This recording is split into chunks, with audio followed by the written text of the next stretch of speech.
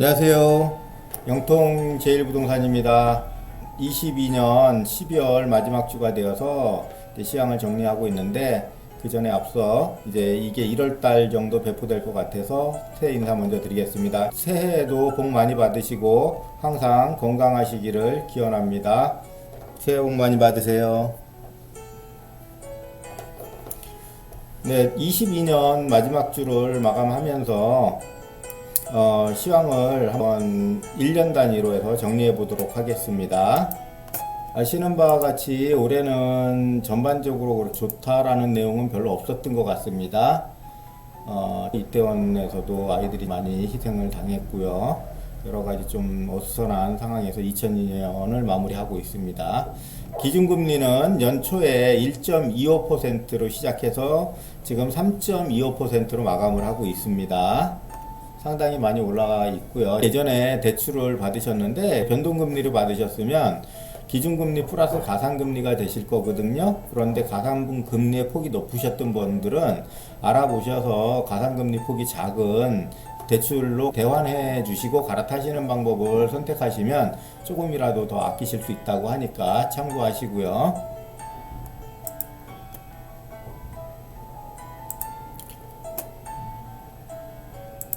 지역별 규제를 보면 강원도 전지역 해제, 경기도 과천, 성남, 하남, 광명 요 정도만 남겨두고 전부 다 해제가 되었고요. 서울 지역 남겨두고 다 해제가 되고 전국이 전체적으로 다 해제가 되었습니다. 뭐 9월 달에도 해제가 되었고 요번 11월 달에도 해제가 되었고 이렇게 여러 번에 걸쳐서 해제를 했고요. 내년 1월 달에 또 규제 지역 해제를 한다고 하는데 이 경기도 지역이 들어가지 않을까 싶어요. 서울 일부 지역, 뭐 노원구, 도봉구 이런 데가 들어갈 것 같다는 예상을 하고 있습니다.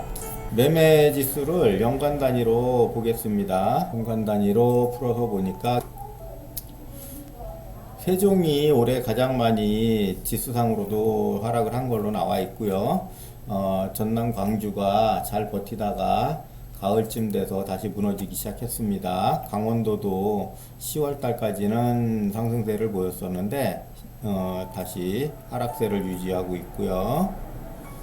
매매지수 전반적으로 1년 단위로 오면 세종이 여전히 가장 많은 낙폭을 보이고 있고, 전북, 강원, 제주가 마이너스는 아니고 플러스를 보이고 있습니다. 전세지수도 마찬가지로 강원도 잘 지켜주고 있었는데 그나마 또 다시 하락하게 되었고요. 전세지수 1년 단위로 전세지수 여전히 세종이 가장 크게 하락했습니다. 강원도는 그래도 상반기에 좀 많이 올라가 있어서 그런지 가을서부터 하락을 했는데도 불구하고 플러스를 유지하고 있습니다. 매수 우위 지수는 전반적으로 다 바닥 기준 이하에서 지금 다 보이고 있는데, 이 매수 지수에 대해서 제가 이해를 잘 못해서 그동안 설명을 잘 못 드렸어요. 그랬더니 저희 같이 KB에 관련된 부동산들은 상담원들이 한 2주일에 한 번씩 전화를 하시는 것 같아요. 그래서 물어보시는 게 뭐 요즘 실거래 신고가 잘 되고 있는지, 또는 손님이 계신지, 아니면 매도자가 더 많이 계신지 이런 걸 여쭤보시는데, 그런 거를 단순히 저희는 그냥 이렇게 전화 멘트로만 알고 있었는데 이게 매수 우위 지수에 반영이 된다고 하네요. 그 매수하시는 분들이 많아요. 그러면 매수 우위 지수가 올라가고요. 매수하시는 분들이 작습니다. 그러면 이게 지수가 떨어진다고 해요. 그래서 이게 전화로 많이 이렇게 연결이 돼서 파악을 하고 있다는데, 전국 단위로 다 파악을 한답니다. 아마 인력이 제가 보기에는 한국 부동산원보다 훨씬 더 많은 것 같아요. 이런 걸 일일이 전화로 다 해서 확인하는 거 보면 지표로 삼아도 될 수 있을 것 같습니다. 그래서 지금 보시게 되면 전국적으로 다 매수 우위 지수는 기준치 이하를 보이고 있습니다. 매수 우위 지수 1년치를 봐도 지금 50%를 넘는 것들이 거의 없죠. 기준 40은 넘어야 되는데 기준 40 이하에서 다 멈춰서 있습니다. 높은 것이 30, 32 이 정도고요. 전세 수급 지수도 전반적으로 다 하락하고 있습니다. 경상북도가 가장 늦게 하락을 시작을 했고요. 지금 같이 동반 하락하고 있습니다. 전세 수급 지수에서 보니까 그래도 100 이상 되는 것들이 들어 있습니다. 하지만 이건 기준이 150이 기준선이에요. 그래서 100 이상 되었다고 해서 전세가 높다 이렇게 볼 수는 없습니다. 전세도 계속 하락하고 있고요. 거래도 거의 없는 형편입니다. 매매 거래도 거의 없는 상황이고요. 거래 자체가 없으니까 뭐 지표로서 활용하기가 이게 신뢰가 많이 가지 않습니다. 거래도 보시게 되면 대전, 대구 이런데 영건이에요. 이게 지표로 가능한 건지 의문이 생깁니다. 최종지수 이렇습니다. 연 단위로 보니까 참담하긴 합니다. 전세도 뭐 거래가 이렇게 안 돼서야 어디. 네, 미분양 보겠습니다. 미분양은 여전히 대구가 1위를 달리고 있습니다. 지금 올 초서부터 계속 미분양이 발생이 됐고요. 그리고 지금까지도 미분양이 있고 아마 내년에도 대구는 미분양이 계속 증가할 걸로 보여진다고 합니다. 그리고 기타 지방에선 경상북도가 6,300여 가구, 경기도가 5천여 가구, 경남 4천여 가구 이런 식으로 상당히 높은 미분양을 보이고 있습니다. 서울도 아마 800여 채가 있죠. 둔천주공이 얼마 전에 분양을 했는데 아직 계약은 안 한 것 같아요. 세대수가 많아서 계약 날짜가 길게 잡혀져 있다고 합니다. 그런데 과연 다 계약을 할지 그거는 미지수라고 하고요. 미분양 대구 가장 많이 막대 그래프도 보이고 있고요. 전세가율, 증가율. 전세가 증가율이 지금 광주, 대전, 부산, 울산, 대구 이런 곳은 전세가율이 높게 나오고 있는데 이런 지역은 집값이 떨어져서 가만히 있던 전세가하고 붙은 거예요. 그래서 전세가율이 높게 나오고 있습니다. 이런 거 오해 없으시길 바라고요. 전세가율이 높아서 이런 데 들어가지 않겠다 뭐 이렇게 해석하시는 게 아니고요. 제주도도 마찬가지입니다.